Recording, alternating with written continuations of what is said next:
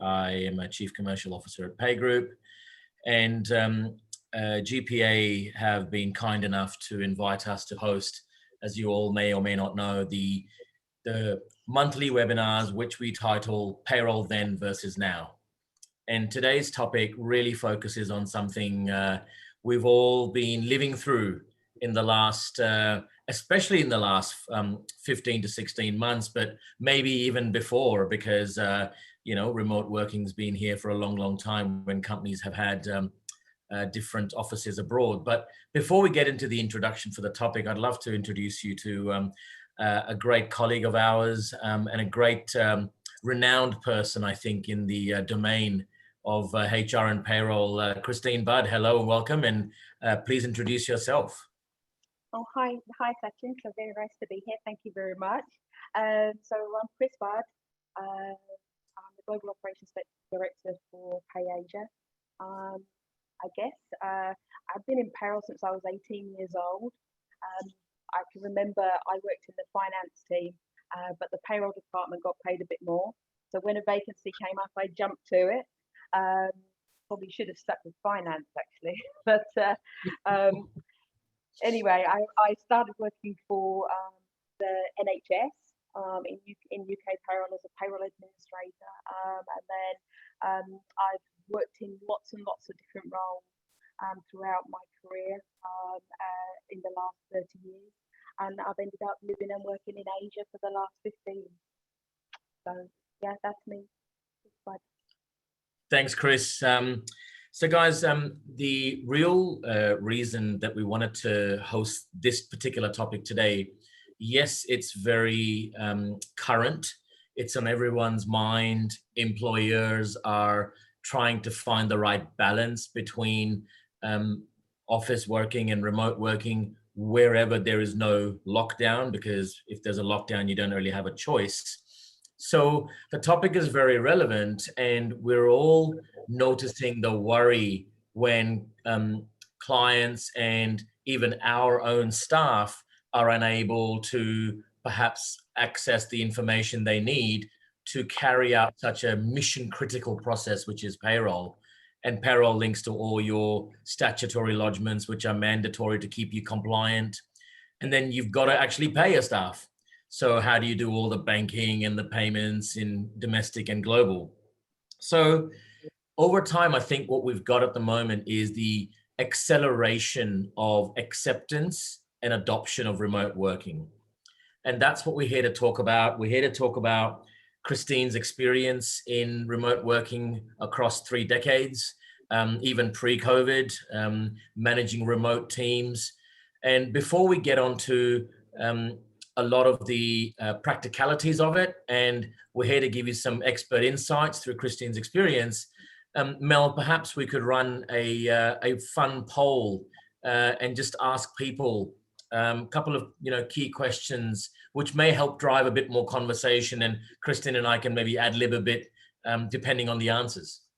Okay, right. I'm going to launch this poll. So the first question is, what has been the biggest problem that you have experienced when it comes to managing your team remotely? So I'm going to launch the poll now. So we have difficult to keep the team motivated, communication gap, not everyone is good at talking, unnecessary email exchange causing delays, difficult to assess employee well-being over the phone or video, too many phone video meetings.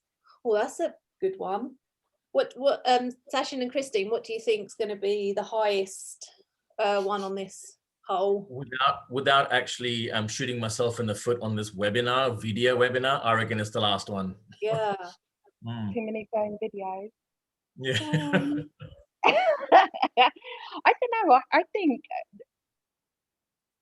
the communication gap. Not everyone is good at talking. Depending on what level you're talking at within the organisation. We're talking for payroll executives, etc. But I actually think that the one I'd go for is not on that list. Oh, what would you go for? I think bringing on new starters and training new starters. Onboarding. Probably, onboarding new people, I think, is probably one of the biggest challenges, especially if they're like trainees. bringing them into the organisation and training them up. But let's Yeah, see. to put Mel in a flurry, maybe people who actually vote for onboarding, put it in the chat, and then she'll have all these messages to read. Okay, I'll put that on there. I'll put it in the chat then. Okay, so guys, thank you so much. I normally have to ask people to vote, and you guys have done a really good job on this today. So I'm going to end the poll. Obviously, I know the answer, so I'm going to share the results.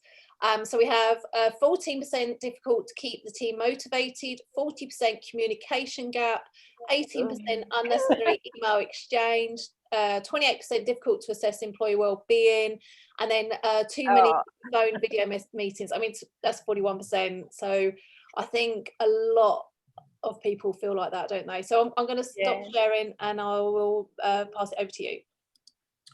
Thanks, Mel. And given that was the actual highest number, we'll try and keep this webinar short. So you can have another webinar.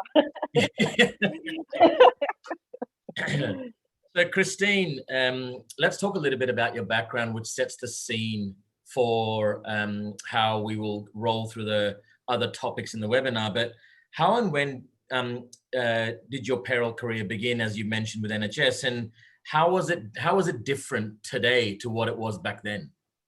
So when I first started in payroll, I worked for the NHS, and we dealt with weekly and monthly paid, and our weekly timesheets would come in with gunky stuff all over them, which I'm probably sure would be certainly a COVID risk nowadays, but probably was a health and safety risk all that time ago. And we would translate those paper timesheets onto these big Kalamazoo printouts. And then we'd put them in a suitcase, send them off, and they'd get data prepped, and they'd come back on a Monday, and then we'd spend hours ripping pay slips up and stuffing cash in envelopes so that nobody had to, open the envelope before counting the money. Everybody had a really large desk because we had all this paper, and people used to smoke in the office, which is outrageous nowadays. Yeah, no, you wouldn't do that now. But yeah, so things have really changed, I would say, since I first started in payroll. Yeah, good point on that, because I remember my first job in UK, Christine, where the first meeting was in a smoking room, and it was like walking into a nightclub. And the dry ice going into your face, and you're trying to talk strategy meetings. So that was a very weird experience for me. Okay, and then since you started, with such great experience and through various decades, you would have seen quite a lot of introduction of technology in payroll. So how has that transpired over what you witnessed over the years? Yeah, making me sound like I've been in payroll for decades is true. It's also making me feel really old. But yeah, so I didn't touch a computer, I think, till 1984, and before that we were just writing on as I say, on timesheets and getting things data prepped, and then we started with green screen technology and manually keying data in, and then they built fancy front ends, and we used to key data in that, and it used to crash out a lot. Cash all disappeared. People then went from weekly to fortnightly or to monthly. So and then we start getting like automated timesheets, self-service, all of that type of thing. So the landscape has really changed in the last 30 years. You wonder what the next 30 years will be. But yeah, definitely. And then with all the landscape changing and technology coming through, large desks, small desks, offshoring, in a few words, how would you summarize the 30 odd years of payroll journey that you've had, Christine, working across multiple countries, multiple continents, with multiple cultures? I think we've got smaller desks now, right? So definitely, I can remember our first office in that when I worked in one of the first office I worked in a council, and you'd probably get 200 people in there now. We were probably 40 people at the time. Um, Emails, I think predominantly most of us spend our lives now just looking at our email box. Um, Whereas we used to have heaps of paper coming in and people opening envelopes. But now I think most of us are spending our time, on emails. I think offshoring's been huge, in the last 15 years. So we've all had to get used to working in different cultures, which I think actually is really good for everybody. I think to experience different cultures is a really good thing. I do think though with electronic data, sort of the payrolls become much more peaky. So we always had peaks and troughs, but you used to save your filing or used to save your form filling in to those troughs, and now you don't have those. So there's definitely more peaks, more deadlines. It's COVID especially has given us a much more digitized process, I think. And I don't know what we'd do without Excel. You have to be an Excel wizard nowadays if you want to work in payroll. So yeah, I think I feel like we've come very much from paper to an electronic environment where everything's digitized and electric. Yeah. Actually, Christine, just touching on that point on Excel, I think Mel will remember this. As COVID hit and about March, April last year, countries started going into severe lockdowns. Mel and GPA organized a really great come together of industry experts into a couple of webinars of how to cope with COVID and lockdowns and BCP. And one of the questions was asked, what if you can't access your data, and how do you make payroll? And the simplistic answer was absolutely perfect. I think it was, well, you take your last month's spreadsheet, whichever system it's come out of, you roll it forward to this month and you make that payment, knowing that you might be a little bit out, but at least you've used what you describe as a very simple version of, I've already done it last month, here's my Excel report, bring it forward. So that's never going to go away, and a very interesting BCP. So thanks, Christine. And look, we'll move into some deeper conversation. But before that, Mel, I know we have one more poll to run today. Would you mind bringing that up? And I think, is it a case that people can actually vote for multiple options? Yes, they can. Well, fingers crossed that I've set it out properly, they can. I just want to say that you're bringing back a lot of memories for people. And I think the younger generation will not believe that people used to smoke in the office. I used to work in an office. I don't smoke. And out of 35 people, 5 didn't. And I went to the doctors and he said, "You sure you don't smoke? Because you've got a smoker's cough." And I was like, "Oh, no, I don't." But everyone else does. Okay, on to the poll. What methods do you use to make your team feel connected? Regular meetings, one-to-one meetings, informal fun activities, other activities. So I'm going to launch this now. Okay, so if everyone can vote, that'd be fabulous. I try to get over my 75% marks. That's my little thing I like to go for, which happened very quickly earlier on in the last poll. Guys, what do you think is going to be the top one for this one? Our Melbourne staff played Olympics, virtual Olympics every second Friday, and they all put themselves in different teams. So that was really cool. But go on, Christine. We were actually thinking of some fun activities we could have above from the shoulders up over virtual games. So we had games like who could drink a pint of water the quickest, and make yourself a hat day, things like that. So it was quite fun. But I think on this, it's got to be regular team meetings. I think. Okay. We've got somebody. Yep. Somebody's just said that they had a treasure hunt, virtual treasure hunt. So that sounds like wow, a really good idea. Right. Sorry. Oh, bear with me. I'm just having a few technical issues with the poll. Right. I'm going to end the poll. And the results are 83% regular team meetings, 56 one-to-one meetings, 43 informal fun activities. I need to do more of that. 13% other activities. So pretty much what Thanks, you Mel. guys said. We'll have to run a poll on what the other activities were, just for the sake of it. Thank you, Mel, for that, and thank everybody for voting. Makes it a lot more fun. So, Chris, in the last 2 years, we've seen a lot more flexibility for professionals in general, right? How has the flexibility impacted payroll teams in your view? Well, I think if you'd asked me 2 years ago and said, what about payroll people working at home? I'd have been in, shock, horror. No, can't payroll people can't work at home. Security and all of those things. And I think quite interesting. Quite interesting for me is one of our teams in Sydney has not really been impacted by the pandemic. They've worked in the office throughout, and I had a conversation with the manager there and said, how do you feel about remote working moving forward? And they were like, absolutely not.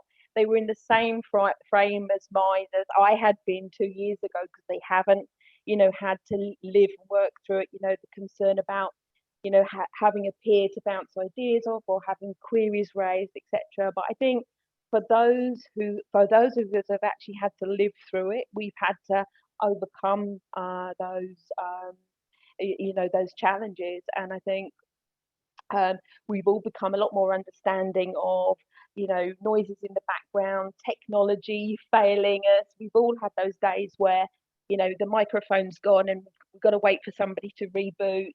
I don't know if I dare say the word Amazon delivery, but we all understand that we have Amazon deliveries or whatever, every day, and that children cry, dogs bark, and I think we've all become a lot more understanding of that, and the fact that perhaps we've been more flexible in our working times to accommodate those types of things. A lot of people have had to have their children at home because the schools have been closed, so people have done their work at different hours. And I think we definitely adopted the approach that we, as long as you tell us where you are, and we can get hold of you, then we're absolutely fine as long as the job gets done. And I think one of the things that we've recently done as well, so we did an employee survey, and I think one of the interesting things is like 2/3 of the people in our organisation want to continue with flexible working after, if there ever does become a COVID end. So yeah, 2/3 of the people want to have flexible working. I think nearly 1/3 of the people want to permanently work at home, but only a very small proportion of people want to return to the office full time. And I think that's something that we'll end up doing. I can't see a time where we'll make everybody go back to the office, and especially in countries where the traffic is horrendous. You go to the Philippines and our staff spend 2 hours in the morning getting to work and 2 hours in the evening, and that's kind of almost feels unthinkable now, to put people through that after we've been, I think. So I think we've become a lot more flexible in our approach to this, and I think the payroll teams have, I think they've stepped up to. I really feel that the payroll teams have stepped up, taken accountability, and you feel that ever growing responsibility to get their work done and to keep the accuracy rates high. So I think the accommodating, being flexible, has actually paid off for us as well. Yeah. And the flexibility is, you talk about the employee flexibility, but we should also acknowledge the flexibility of the families who have to put up with the person being at home all day when they're used to them being outside. And I'm sure it's caused sometimes a bit of a grief on relationship, but no, you're right. Superheroes performing amazing things from their maybe larger or smaller desks at home, good or bad internet, not being able to do a video. And I'm sure Zoom recognized that not everybody's house looks like Buckingham Palace and put that screen behind so you could block it out. And look, flexibility is everywhere, and acknowledging it, accepting it, and adopting it is the only way forward. I So, think so. Chris, you touched on payroll accuracy. So, as we know in payroll, accuracy and timeliness is pretty much the utmost importance in our industry. And it's how you manage those teams across keeping those metrics in place, um, being flexible in remote working, yet making sure that all the calendars are followed and the pay dates are met and all the reporting's done. So, what are some tips you would give to payroll managers out there who are probably good at what they do, but maybe missing a trick or two, especially as they expand and maybe things go into lockdown again and they have to adapt? Well, I think, I mean, we to be honest, we've continued to do what we've always done, really. Maybe a little bit more intensely, we've asked people to fill in tracking type information, but we recording KPIs of accuracy, timeliness, statutory accuracy, statutory timeliness. Number of people paid, number of errors, reason for errors, all of these things. Putting in corrective and preventative action. All of those things we've always done, I think, have become more important now because they're your kind of touch points. So one of the things that we do is we have a monthly review with all of our team leaders, where our team leaders to present their own team's performance to all of the other teams and to some of the managers in the business as well. So it creates some friendly competitiveness in terms of, I want to be the best team, and make sure that everybody understands what's going on at a client and an individual level. In terms of whether somebody's making a lot of mistakes and other reasons behind that, or whether there's a client unhappy. So that type of process, I think, is really important to put in place to maintain accuracy. And I think, I think, just making sure that we're implementing tools for our teams that make us much more process related and are able to monitor workflow more easily is really helpful when we're in this scenario of managing people and employees remotely. Yeah, and I'll take a response from the second poll we had earlier, where it says, what are the activities we do? And it's doing group meetings. And I think more group meetings bring about the communication, the culture of replacing those group meetings you used to have in the office when something goes wrong or something's got to be delivered a bit earlier or something's running late. So it kind of all ties into what we're facing today. So coming to a little bit of well-being, Chris, how do you make sure that your team feels good and that they're empowered to stay connected in this remote environment? And what are the techniques you would use to encourage that behavior? And also importantly, what has actually failed? So kind of what are the pitfalls that have come about as we try and encourage people or try and improve their well-being? So I think that we have a weekly meeting with all of our team. Well, basically we have a cadence that we apply and we live and die by. So there are weekly huddles with all team members, with team leaders on a daily basis, and then there's a weekly meeting with all team leaders and managers above. And it's important that everybody on that call has a voice. So it's a round table. Give us an update. Tell us what's going on and who else do you need to communicate with in which other team. So quite often they'll bring to that meeting, what are we doing on the Hong Kong year-end tracker? Kim or Jack, who's doing this, who's doing that.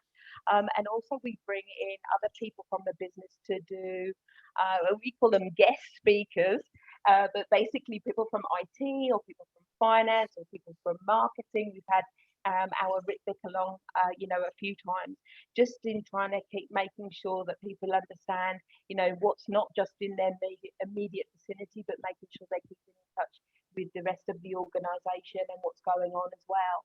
So that's a really important thing for us. We heavily use chat tools and video conferencing, maybe too much, but definitely making sure that everybody's accessible, I think, is the thing. So I know, our CEO, Mark, I know he'll send a chat to, anybody in our organisation just to check how they're doing as a temperature check. So it's very nice the way that happens. And we have town halls as well, so where we get the whole organisation together. I think that's really good. I think we rolled out employee satisfaction surveys, and we'll do that. Do that every 6 months, certainly during this time. But it's been really important to take on board what people are saying, and to have tangible action plans to feed back to people. New starters is our biggest challenge, or has been our biggest challenge actually. Getting on board people and getting them to learn our processes. And what we've had to do is we've had to really beef up, for want of a bit, if that's a correct word, but we've really had to beef up and be more exacting about our training material, to make it very prescribed. And we come from a background, or payroll is, your training methodology is it's a technical term. It's called sitting next to Nelly. And it's basically you sit next to the person, they show you how to do the payroll. So that's been one of our biggest challenges, and caused quite a lot of work for us. So I think that's been Thanks, Kristen. I'm going to actually read out a question that's come in from anonymous attendee, but it is related to the well-being that we're touching on a topic right now. And the question really is, can you comment a little bit regarding how the increase of meetings has been handled, and what would you suggest to keep the business running, attending upcoming priorities, and the work-life balance of our people? Is that for me or for you? It's for you. It's for you. Okay, thanks for that. My answer is going to be the wrong answer, so you better give the right answer. Well, I'm not sure I remember the whole question, but I think what we're doing, one of the things that I have noticed. So, for example, if I take my own management team meeting used to be half a day a month, or potentially even a full day a month, just locked away in a room. Now, you cannot believe that you are going to hold somebody's attention span for more than 1 hour on a video conference call. They're just going to be doing their emails and and seeing the work stack up. So definitely what we have done is we've increased the amount of meetings, but we've reduced the amount of time people are on meetings. We've made a lot more meetings optional as well. And I think if I look at 2 years ago, all of our meetings were booked for an hour, I would say. And if I look at my diary now, I don't know about you, Sachin, but I would say 80% of my meetings are booked for 30 minutes. Wow, that's good. Yeah. So definitely shortened meetings. I definitely think. Was there much more to that question? I think it was a lot more. It was around how do you attend better upcoming priorities, mixing it with the work-life balance of our people? I think we're very accommodating and very flexible in terms of, if somebody says I can't do a meeting at that point, there's no question we'll move the meeting or we'll cancel the meeting. So definitely, if somebody's got an emergency childcare, their child started being sick and they need to take their child to the hospital, the childcare has not come in for the day, or somebody's husband or wife has had to nip out and now they've got to look after the children, there's no question about it. We will cancel meetings. We'll give people the time to have and do what they've got to do. Absolutely no question. And I think I think all of our team know that, and therefore there's no stigma about asking for it. It's just part of what we do now. I've got to have an hour off to take my mum because I drive her to her place of work, and that's it. And that's just the flexibility that we have to give nowadays. Yeah. I'm not sure if I Yeah. answered that question properly, but there we go. I think you have, and hopefully Anonymous thinks that too. Thank you. And we have a comment actually from a great gentleman, Manish, from I'm pretty sure it's Malaysia. And his comment's really great because I want to read it out to everybody. It says, "We're running payroll for clients at all different hours, although the team is working in the same time zone. Some teams prefer to start work at AM and others in the PM. Some prefer post-usual working hours while working from home. The outcome remains the same. That is, client gets the payroll data output at the same time."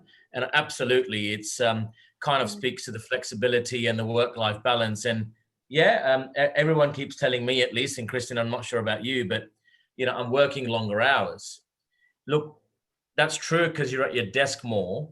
But I wonder if anyone did a survey and had a look at what is the time of day you're actually spending working versus at your desk because you happen to be at home. So that's always been my question in my mind. But what do you think? I think when you first start working at home, the temptation is to get up in the morning, sit in front of your computer, and not move. And I do think you have to, so you have to consciously make sure that you get up and have, a 15-minute, I'm lucky, I've got 3 dogs and they're very demanding. So a couple of times a day, I have to walk my dogs up a hill because, that's what they need and that's what I need too, actually. So I think, but once you get into the swing of it and you recognise that actually, you do have to take a break from your desk. Then I think that's how you have to get into it. That's what you have to accept. Yeah. Take a walk around your block if it's not raining. Absolutely. Yeah. Exactly right. I think I've created a precedent here, Mel. I've started answering questions as we go, so I'm keep going. We've got one that's come in. And look, the webinar that Chris and I had kind of prepared really wanted this to be interactive. So I'm really glad that it's heading that way. Chris, earlier a question is, we were not giving remote access to payroll teams except managers and the leads. Now, COVID has made it mandatory. Do you see concerns from customers regarding data privacy and security, and how do we handle it? Now, guys, we're probably not going to be able to give you a very technical IT security answer because that's very dependent, but from an operational perspective, Chris? Do you know what? I am surprised at the amount of queries we have not had from clients. I really am. And I think that's the other side of the flexibility, if you like, that people have had to have a recognition that, do I want my payroll run or not? And obviously we've put security or additional security in place to lock down things even further than we would normally, and all of those things. But at the end of the day, I am surprised that we have not had more questions about that. Yeah. That makes sense, actually. I agree with you. Haven't come across many escalations in that regard. And if others have, please put it in the Q&A and comment, and we'll read it out. Now, Christian, you worked across the globe and managed different people in different cultures and geographies. This may or may not be a relevant question, but what are the differences between the West and the East when it comes to the expectation of remote working? Well, I haven't worked in the UK since 2005, so I'm not sure I'm qualified to say, to be absolutely honest. I have a feeling though that the UK and the Western world will have more of a push to go back to the office than perhaps we will have in Asia Pac. I don't know, but that's just a feeling. I guess we'll have to wait and see. It'd be interesting to see what other people see if there's people on the webinar. It would be good to see what their opinions are. Actually, I think that would be a valuable piece of information. Yeah. Absolutely, absolutely. And here comes somebody, but look, I can probably give a little bit of factual data from what we've seen in our organization and some organizations that we're close to. And geographies, Europe, UK, clearly not back in the office for the reasons of us being in, lockdown.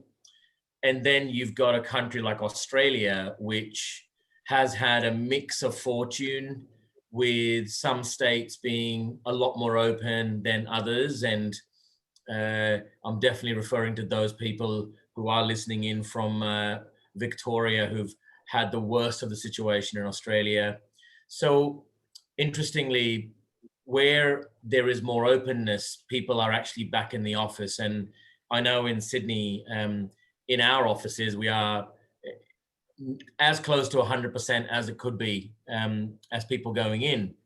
But when you look at our other offices who have faced greater lockdowns and have had more time stuck at their desk working from home, they're not rushing back in. So if that's the only two scenarios that you ever look at and did a poll to it, is it the fact that people who've had more time to adjust to working from home just don't want to go back anymore?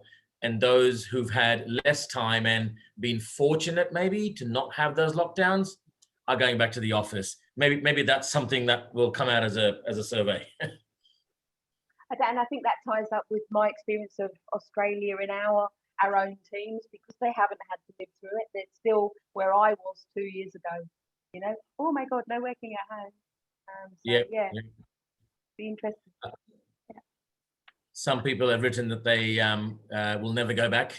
I think in the UK there's more of a hybrid approach where you're, like in London, Thursday night used to be the night where everyone would go out and party, or the Friday night. I think most people think maybe that's going to change and people will go back into work Tuesday to Thursday maybe and stay at home Monday to Friday. So we'll see how that works out. I think we'll do something of the same nature here in Payroll, Sachin. I think we'll go for 50-50 kind of, don't you? Or maybe even less. Absolutely. Yeah. But I'm holding my tongue because I know Mark's listening. Oh no. No, we'll all go back.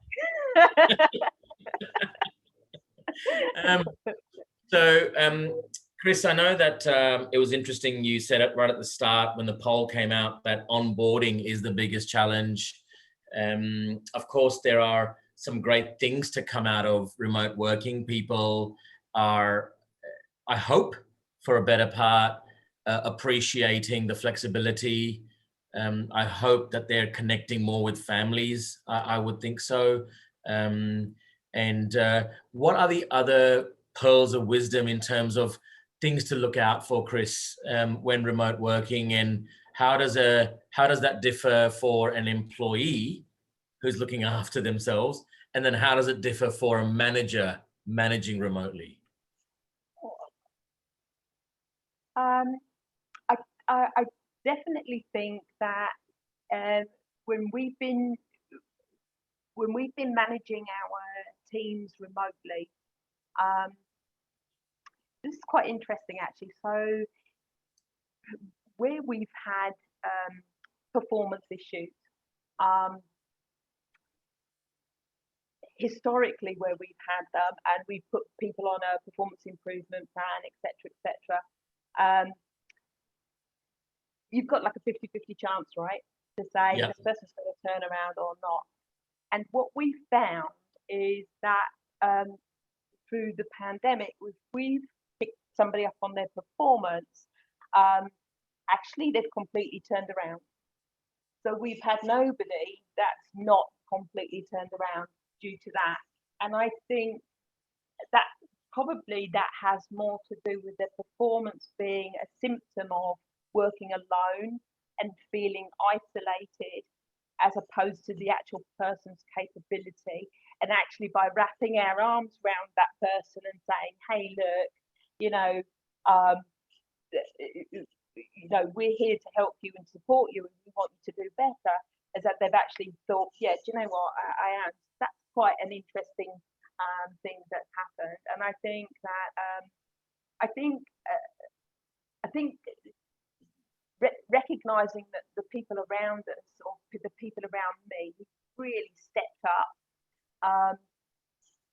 One of the things that's really come out as well in our employee satisfaction survey was we asked people what value they thought of most in our organisation, and they thought that the value that they related most to our organisation was teamwork. And I think that what's happened over the last with COVID is we've learnt to work as one huge team, supporting each other, compensating for each other, helping each other, pushing each other forward. So I think there's some of the things that I've recognised, during this period that I think are interesting. Did I answer your question? Oh, I think you did, and I know I threw you a curly one, so thank you very much. If I didn't answer, serves you right.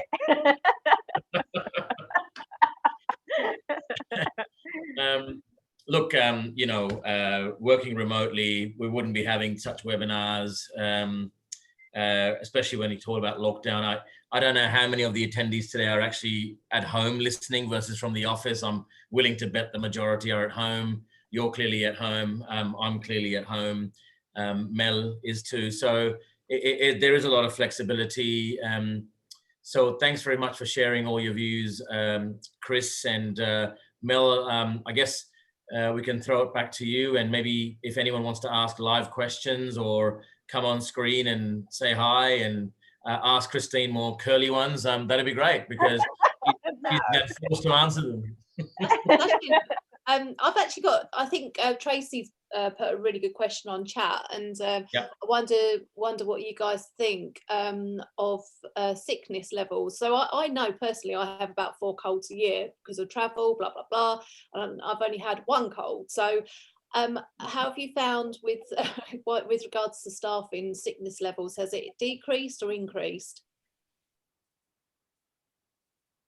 So personally, touch wood, I haven't had a cold in nearly 2 years as well, because we've been hand sanitizing, face masks, and all of those things. So I'm the same, and I think that's the same for, apart from people in Australia who've had lots of colds. I think sickness levels have decreased. But what I have noticed is that people go off sick for a couple of hours. So somebody will say, somebody will say to me in the morning, hey, Chris, I worked really late last night. I've got a bit of a headache this morning. I just need to lay in for a couple of hours, and then I'll be back on or back online. And so I would say that the overall sickness level has decreased. But I think if you looked at it, there's more, I'll just take an hour off here, I'll take 2 hours here, that type of thing. That's my experience. What about you, Sachin? Yeah, look, COVID aside, sickness levels have definitely not been as prevalent. And I've definitely noticed a dip in hangover leave, Chris, because people just aren't going out. So yeah, I've definitely noticed that, and touch wood, I think a lot of people, because of the cleanliness that's forced on us in a way, mask wearing, hand sanitizing, checking into every place you go, you kind of are more, for a better word, cautious in your approach generally. So yeah, I agree with you. But if you'd asked me before COVID, as soon as COVID started, I would have said, oh my God, it's going to go up. Mental sickness maybe has gone up, physical sickness, maybe not, but that you got to compare the two, right? The mental well-being maybe has suffered. There's actually a question, and it'd be quite good if people could put a message in chat if they've found the same. Somebody's asked, have you faced resignations linked to stress caused by lockdown? So I've spoken to a few people who have at some point had enough, got to that point where they either need to take a week off to recuperate, or they've got to the point where they felt like they needed to resign. And I just wondered, or this person has asked, have you noticed that? And also it'd be great for the audience if you can let us know if you've noticed more resignations linked to stress. Personally, I haven't. Sachin? Not really, but I guess organizations are different, and there would certainly be the element of forced resignations or redundancies versus the one that you're voluntarily doing because you just can't take it. And look, we've had a couple of cases of people being very depressed, and when you're so used to going to the office to see each other and you are alone at home, it's not the easiest place to be. And as Chris mentioned earlier, getting more team meetings, putting your virtual arms around those people is extremely vital. But I'd love to hear more from the person, maybe who has mentioned that attrition is a challenge, and how they coped with it. Yeah, somebody just put on chat. They've had staff that needed a week off, sort of recovery, and so I've heard that a lot actually from a lot of people. And I think even personally, I've felt at some point where I've just said I really need to have a week off just to get back together, get my A game back on, because I was down to Z. So I think there's been a lot of that. I love the next question because I'm going to answer it. Have you found difficulty and loss of production due to internet connection? As you've witnessed live on this webinar, the first 3 seconds I cut out, and I supposedly live in a well-connected country. Look, we've definitely faced internet connection everywhere, irrespective of country. That's probably because my entire street of neighbors are probably downloading movies and Netflix while I'm here trying to do a webinar. That's no different. Yeah, and I think in Manila at the moment, we're suffering from what they call a brown down, which is a lack of electricity in certain areas and certain parts of the city at certain parts of the day. So definitely, I think in Manila, internet and now electricity have been a problem. Yeah, definitely. You bet. We've just tried to buy bigger packages for people, better packages for people, to try and upgrade their internet, and try not to get them to sit in a certain position on a daily basis. So yeah, we've struggled as we speak, one of our colleagues who's in Victoria is stuck in her home with no power because of inclement weather, and that's part of the question there too. And the power's been out for most of the day, 2 power packs, running out of battery soon. And you've got laptop to charge, lighting gone, phones going off charge, and trust me, phones these days go off battery faster than the old Nokia 6110s ever used to. So yeah, definitely faced it to that person who asked.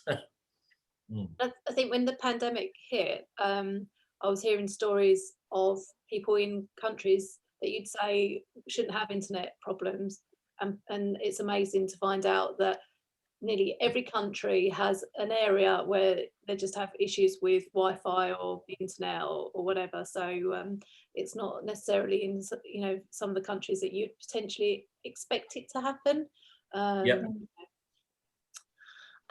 I don't think we've got any more questions at the moment. Great. Okay. Well, thanks very much.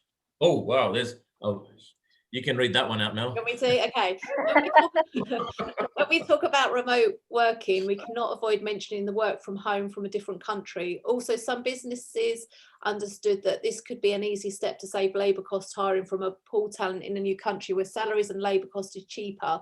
Also, most of business are talking about world hiring. Of course, there are a lot of issues in terms of income taxes, but also in terms of permanent establishment. How do you manage if you had cases in your business or from your customers this type of request?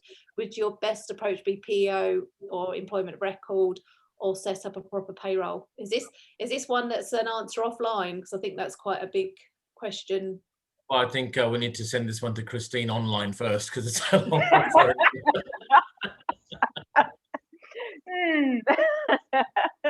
Actually, it would be love to I'd love to answer that offline, Mel. If you can take the person's name down, and we'll definitely. That's all right, Mirko. I know. Mirko, don't apologise, please.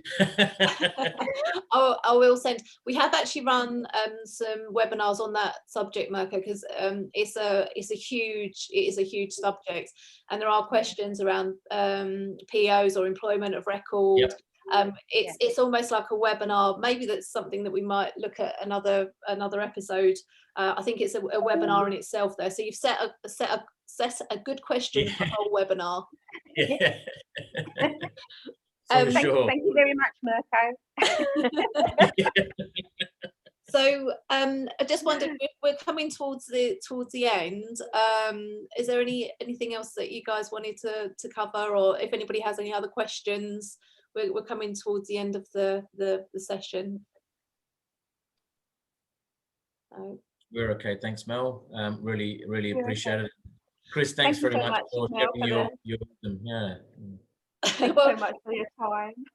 But we do truly have a global audience, obviously, but also speakers or panelists today. Sachin's based in Australia, so it's nice and late for him, and Christine's based in India, and at the end of her working day, well, maybe not, but towards the end of the day. The end.